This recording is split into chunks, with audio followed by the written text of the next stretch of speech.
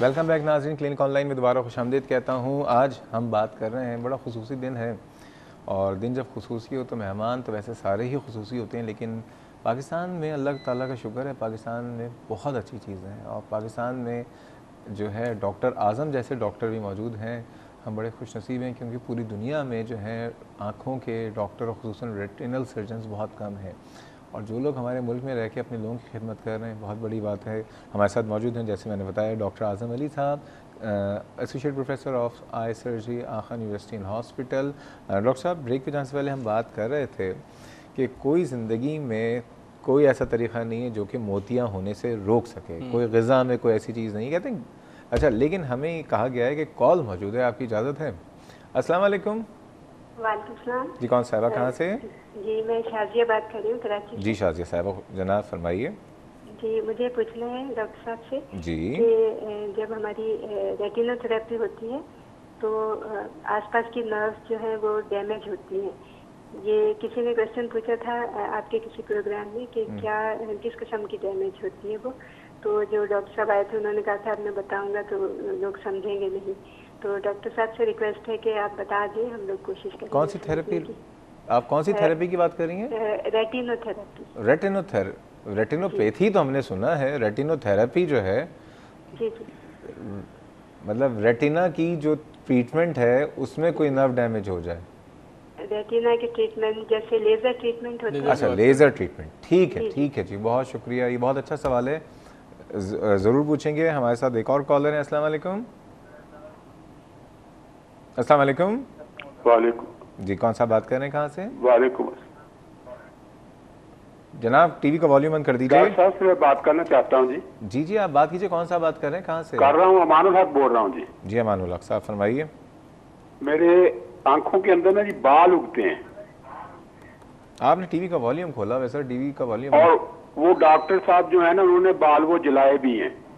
आंखों में बाल बंद कर दिया है, बाल वो जलाए हैं आंखों के अंदर, ठीक है, लेकिन वो फिर उगते हैं आंखों के अंदर जो है। हाँ, दोनों साइडों के अंदर ना, दोनों आंखों के अंदर। ठीक है डॉक्टर साहब, कुछ और पूछना तो नहीं? तो उसके बाद आप मुझे ना वो निकलवाने पड़ते हैं। ठीक है। उसका असर ये हो गया है कि मेरी आई साइड इतनी वीक हो गई है ओहो, कि पढ़ना मेरे लिए मुश्किल हो गया। आपकी उम्र कितनी है? रात को मैं ड्राइव नहीं कर सकता। उम्र कितनी है आपकी?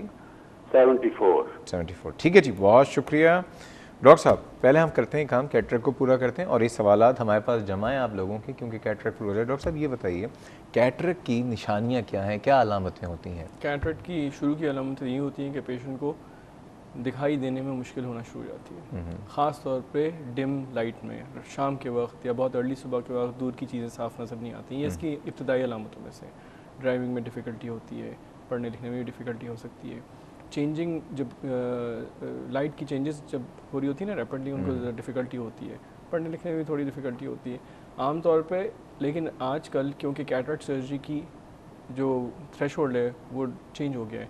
पहले ज़माने में पेशेंट जब ब्लाइंड हो जाते थे, जब ऑपरेट कराते थे, जब वो कहते थे मोतिया पूरी तरह उतर गया है, उस ज़माने की सर्जरी इतनी क्रूड थी कि डॉक्टर्स खुद पेशेंट्स को कैटरेक्ट को फुली मैच्योर होने की एडवाइस करते थे। ठीक है, ताकि वो जो सर्जरी इतनी अच्छी नहीं थी, उसके रिजल्ट इतने अच्छे नहीं होते थे।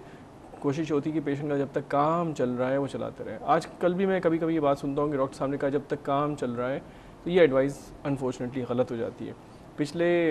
मेरी ट्रेनिंग, मैं पिछले 22 साल से ट्रेनिंग में हूँ। इन 22 सालों से वही प्रोसीजर जो आजकल फेकोमल्सिफिकेशन कहलाता है, जिसकी भी बात करेंगे हम, वही हम प्रैक्टिस कर रहे हैं। तो उस प्रोसीजर में कैटरेक्ट का मैच्योर होना अच्छी बात नहीं होती है, क्योंकि वो प्रोसीजर आँख के लिए इतना अच्छा है और उससे इतनी जल्दी रिकवरी होती है कि वो पुराना प्रोसीजर करना अब ऑलमोस्ट क्रिमिनल हो गया है। मतलब इंग्लैंड में वो प्रोसीजर किसी का आप कर दें बगैर किसी वजह के, तो it's suppose to be a wrong thing. अभी भी हमारे यहाँ तो बहुत, अभी भी काफ़ी होता है, लेकिन अभी बहुत से लोग तो कन्वर्ट हो गए हैं उस फेको की तरफ। अच्छा, एक सवाल आपने जो कहा अलामतों में कि नज़र में तब्दीली, दूर की चीज़ें। अब एक लड़का है, बच्चा है 5वीं क्लास का, 6ठी क्लास का, उसकी भी विजन चेंज हो रहा है, रिफ्रैक्टिव एरर है, तो क्या वो कैटरेक्ट की वजह से? नहीं, देखें ये तो पेशेंट की अलामत है ना, वो जब तक डॉक्टर के पास नहीं आएगा वो एवेलुएट नहीं होगा। नज़र की कमज़ोरी तो आँख की सारी अक्सर बीमारियों में से होती है। तो अगर नज़र कम है तो कॉर्निया की वजह से भी हो सकती है, कैटरैक्ट की वजह से भी होती है, यूवेआइटिस की वजह से हो सकती है, रेटिना की वजह से हो सकती है। बस तो डॉक्टर का काम ये कि सर्टन करे कि किस वजह से नज़र कम है। अगर ये चीज़ हमारे अलावा कोई सही तरह असेस नहीं कर सकता कि कैटरैक्ट बनना शुरू हो गया है कि नहीं हो गया। अब कैटरैक्ट सर्जरी चूँकि एंड स्टेज पे नहीं की जा रही, तो उसको अर्ली डायग्नोस करना भी अब डॉक्टरों की जिम्मेदारी हो गया। नहीं देखें, अगर किसी बच्चे में देखो अमूमन कैटरेक्ट जैसा आपने कहा एजिंग प्रोसेस है, यानी 40 प्लस। नहीं, बच्चों में तो यकीनन रिफ्रैक्टिव एरर सबसे कॉमन एरर ही होगा। बच्चों में कैटरेक्ट होते हैं लेकिन कम होते हैं। वो पैदाइशी भी होते हैं, बाद में ही बन सकते। लेकिन जो टीन एज में या फॉर एग्जांपल तो ज़्यादातर रिफ्रैक्टिव एरर्स हैं। एक और कॉलर हैं हमारे साथ, जानना चाहेंगे कौन है? अस्सलाम वालेकुम। अहमद जमान बोल रहा हूँ। अस्सलाम वालेकुम डॉक्टर साहब, अहमद जमान साहब कैसे हैं आप? ठीक हैं? वालेकुम अस्सलाम जनाब। आज पहचान लिया सर, मैं वैसे डॉक्टर भी हूँ सर। अच्छा, माशाल्लाह माशाल्लाह। लेकिन सर 88 में मैंने ग्रेजुएशन की थी, इसलिए बस एक साल, उसके बाद एक साल प्रैक्टिस की, उसके बाद छोड़ दिया, इसलिए वो। अच्छा, जब भी आप तह में घुस के क्वेश्चन लेके आते हैं, आप मुझे पता चला सर जनाब। तब सवाल ये है कि एक सर इसमें कैटरेक्ट का प्रोग्राम है, ये सर स्नोफ्लेक कैटरेक्ट क्या होता है? और ये इसमें एक खास बात ये है कि ये विजन को इफेक्ट नहीं करता, लेकिन फंडस का प्रॉब्लम हो जाता है। ये इसमें थोड़ी राहत साहब। ठीक है, बहुत शुक्रिया डॉक्टर साहब। ये क्या है स्लो फ्लैग कैटरेक्ट? यकीनन डॉक्टर साहब कहीं से दूरी कॉर्ड लेकर आए। अभी तक मतलब बहुत से कैटरेक्ट की मॉर्फोलॉजिकल किस्में बहुत सारी होती हैं। स्नोफ्लेक की टर्म एक्चुअली कैटरेक्ट में फ्लेकिंग होती है, एक किस्म का कैटरेक्ट होता है उसमें फ्लेकिंग होती है। फ्लेकिंग हम उसका एक्चुअल जो मेडिकल टर्मिनोलॉजी है डॉक्टर साहब की नॉलेज के लिए, और कोई अगर मेडिकल से मुतालिक लोग बैठे हैं वही समझाएंगे, उसको सूडो एक्सफोलिएशन कहते हैं। लोगों की तो ये पता है ऊपर से गुजर गया, समझ नहीं आएगा, ऊपर से गया F16 की तरह निकल गया। 707, हाँ F16 बिल्कुल। तो वो उसमें भी एक इशू ये होता है कि कैटरेक्ट उसमें हमारी एडवाइस होती है कि कैटरेक्ट ज़्यादा एडवांस होने से पहले निकलो, क्योंकि उसका जो स्ट्रक्चर है ना आँख का, वो बड़ा नाजुक है। एक स्नोफ्लेक की टर्म रेटिना में यूज़ होती है, वो अलग स्नोफ्लेक है, वो तो हमारी फील्ड की चीज़ है।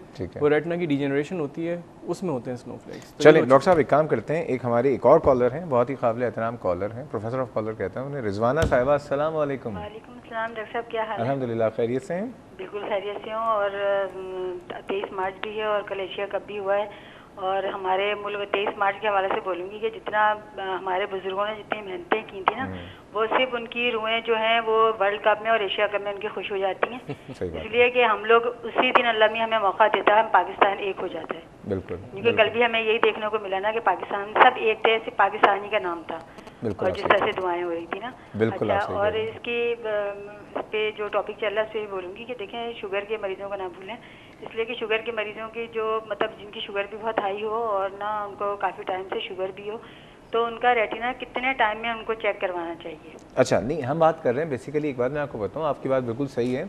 कैटरेक्ट क्योंकि आँख की जो अमूमन एक कॉमन सी प्रॉब्लम है मोतिया। हाँ मोतिया, मतलब तो यस ये सवाल जरूर ले लेंगे। हाँ, इसलिए क्या कहते हैं ना कि देखिए शुगर जिनको हाई उनकी मोतिया हो जाता है उनकी आँख में ना। जी तो मोतिया तो हर एक को हो जाता है, सिर्फ शुगर वालों के लिए बात कर रही हूँ। ठीक है, उनकी भी बात कर लेते हैं। तो वो कितने टाइम में चेक कराना चाहिए? ठीक है, थैंक यू, बहुत बहुत शुक्रिया। नाज़रीन, बातें कर रहे हैं हम मोतिया के वाले से, अब अगले हिस्से में बात करेंगे कि इसकी जो ट्रीटमेंट है वो क्या है, इसकी सर्जरी है तो वो क्या है, उसके बाद उसकी एहतियातें क्या करनी होती हैं, सर्जरी से पहले क्या एहतियात करनी चाहिए, सारी बातें करेंगे। जा रहे हैं छोटे से ब्रेक पे, हमारे साथ रहिएगा।